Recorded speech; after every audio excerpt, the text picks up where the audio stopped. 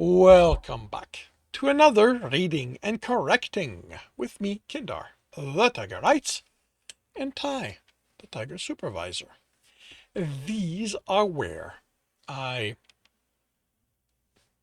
read a chapter from one of my stories and correct it as I go. If you want to listen to these live, it's every Tuesday morning, 8 a.m. Eastern Time on Twitch. If you want to support me, that is on my Patreon. Today we are doing Chapter 9 of Demons. I don't know how long I remain crouched before the dead demon before I break its call and pull out the soul stone. I barely feel myself move as I do the same to the other one. Then I call the van. I don't recall saying anything, but in moments I hear it come to a stop at the mouth of the alley and the side door open. I force myself to walk to it. I get in and sit in the chair. They say something, but I am not listening to them. I don't want you to die, I hear it say again. I feel someone working my fingers, and I look at Valerie. She's wearing thick glove and is trying to pry my hand open. I turn my hand and open it. The stones are still covered in goo. She looks at me, concerned, before taking them and looking at one of the chair's readout. I don't need to look at it to know my heart rate is elevated and my breathing is shallow. I don't understand why. I don't understand why a demon wants me alive. How it could kill one of its own kind over me. I do understand something. Those eyes were calm. Where the rage normally is, there was calm. Even as it killed, as it saved me, it was calm. The van comes to a stop. The door opens. People move around me. They say things I don't. That things I. They say thing I that. They say things that don't register, but the tone in their voice do. Worry, concern, even fear. I don't pay attention to them. They don't matter. What happened? A voice I recognize asks. I focus on the words and pull myself away from the pit that opened in my mind. I look at Amanda as she studies me. It was an ambush. I should get out of the chair. I'm still wearing the trench coat, which means demon scents are sticking to the chair. I need to take it off. I need to go see the doctors. They'll have tests to run, but I don't move. Jason appears next to her. He looks worried and a little scared. D, my man, you need to talk to us. He's right. I need to tell them what happened. They are smarter than before. They? Amanda frowns. I notice the people around us now using what they need to do as an excuse to stay close to us and listen in. D, talk to me. I focus on Jason. There were two of them. I should tell them about the third, but I'm not sure, but not in public. The first had two human captives. It kept them alive as a way to draw me in and ensure I would remain. We fought. It was very fast and vicious, but I killed it. As it died at my feet, the second demon dropped behind me. I never caught another scent in the alley. It must have waited on the roof. It surprised you? Jason straightened. I nod. They were working together. How can demons work together? But you killed it too, Amanda states, instead of answering my question. I don't want you to die, I hear it say. I need to tell them. They need to know a demon saved my life, but what will they think? My heart beats irregularly for a moment. D? I think I got lucky. What can they think? It's never happened before. Could they believe that I have been tainted? I don't think it expected me to react as quickly as I did. It can't have been that smart. Jason smirks. Didn't you listen to me? The anger I feel at lying gives my voice a sharp edge.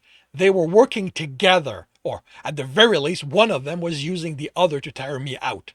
There is nothing in the records about demons cooperating in such a way. Even when they attack as a group, they always behave as a mindless beast. The smart ones don't work with other demons. Amanda frowns. Jason looks worried. After a moment, she looks at me, and I am left with the impression the frown was directed at me. She places a hand on my arm and squeezes. It's a new behavior. We'll document it and learn from it. You've been rattled by this, and it's understandable. Forget the test, go to your apartment and rest. I nod and get out of the van. I've taken a couple of steps, then stop. I need to tell them about the other one. There's... A demon saved me. What can it mean? Does it have something planned for me? Amanda looks expectantly at me. Yes? I mean, was her frown directed at me? No, she made me. She knows I would never act against humans. What if she thinks I'm flawed? What if the demon saved me because it sensed it can use me? That is not dialogue. I shake my head. It's nothing. I will find it, and I will kill it. They don't need to know about this yet. Why hounds me the entire way to the 8th floor, though no answers accompany it. I am hungry, but I head to the shower. I throw the trench coat and my clothes in the hamper and move under the water, set it as hot as it gets. Showers don't help to remove demon scent off a person, I know that, but I still scrub myself hard. Am I becoming irrational? Am I actually flawed? A shake of my head. I can't be. It's the demon's behavior. It's so different from anything I've read about. That makes it dangerous. I have difficulty breathing, and I don't understand why. My hands shake, then my arms, and then my entire body. I am under scalding water, and yet I am shaking as if I have spent 8 hours naked in a freezer. What is happening to me? I catch motion in the stream and back away snarling. Jesus, man, what are you doing? Who is that? I make out a form, a little smaller than me, though, through the thick steam. If you want a sauna, you should use the one next to the gym. Motion, close by. I back away to the other end of the space. Fuck, that's hot. Shower stops. I prepare myself. As soon as I can see where it is, I will attack. D, you okay? It moves closer. I prepare to strike, but catch the scent through the steam. It isn't a demon scent. He puts a hand on my arm, and instead of striking back, I flinch. D, calm down. What's going on? The other hand on my his other hand is on my other arm. Are you scared? I am not scared. Fear is for humans, not hunters. I kill demons. Nothing scares me. Derick, I need you to breathe. Take a breath. Take deep breath. That's it. Another one. There you go. Again. I follow his instructions, and with each breath, I take in his scent, and finally I recognize it. Jason. What is happening to me? My teeth are chattering. From what I can see, you're experiencing fear. The steam is now thin enough I can see the worry on his face. That ambush must have more than rattled you. I shake my head. I have to tell him it isn't the ambush. I have to tell him how dangerous the third demon is, but I can't get the words out. Are you feeling better? I nod. All right, let's get you dry and in bed. I think what you need more than anything else right now is rest.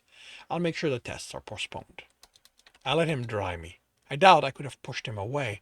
I feel weak, like when I first woke up, with my body barely obeying me. He leads me to my bed and tucks me in, past my head. Just go to sleep. I'll see you tomorrow. I close my eyes, and when I open them again, it's morning. I have slept for 16 hours. I have never slept this long before. At least I feel better. I think back on last night, I think back on last night. So that is what fear feels like. I do not like it, but I now recognize it. I now recognize that it started in the van. I try to understand what caused it. Did I realize even then that it was so dangerous? I take a quick shower, remaining aware of how I feel. I don't want to lose control of myself in such a way again. Once clean and dry, I dress and start on breakfast. I am famished. Amanda enters as I finish my 4th steak. I haven't started on the large bowl of cut fruit yet. She takes a few pieces. Jason told me you felt fear for the first time. She studies me, and for a moment I think I see disappointment in her eyes. I suppose it was only a question of time until it happened. do you think is going to prevent you from hunting them? Am I imagining the sharpness in her voice? I swallow the piece of meat. No, I am still effective. I will make sure I don't feel it again. Do you know what caused it? If we are aware of the cause, we can decide what to do about it. What to do about it? My heart speeds up. Does she mean to make a new hunter? Remove me? Jason thinks it's the unexpected element of the two demons working together. I know what to expect now. You don't need another hunter. She smiles, but it seems smaller than usual, not as jovial. I'm glad to hear that. She squeezes my shoulder. You have tests in an hour in Lab 14. I'll be there. She looks at me for a moment, then nods and leaves. It takes me a moment to find my hunger again. And that concludes Chapter 9 of Demons. If you are enjoying this, please leave a like. If you want to know when the next chapter is going to be up, subscribe and hit the bell. If you want to read this story as well as the other books in the series, they are available on Kindle Unlimited. If you want a different way to support me, that is on my Patreon, where you can also get access to basically everything else I've written. And if you are looking to listen to these live, it's every Tuesday morning, 8 a.m. Eastern Time on Twitch. Links are in the notes, and with that, I shall wish you a good day.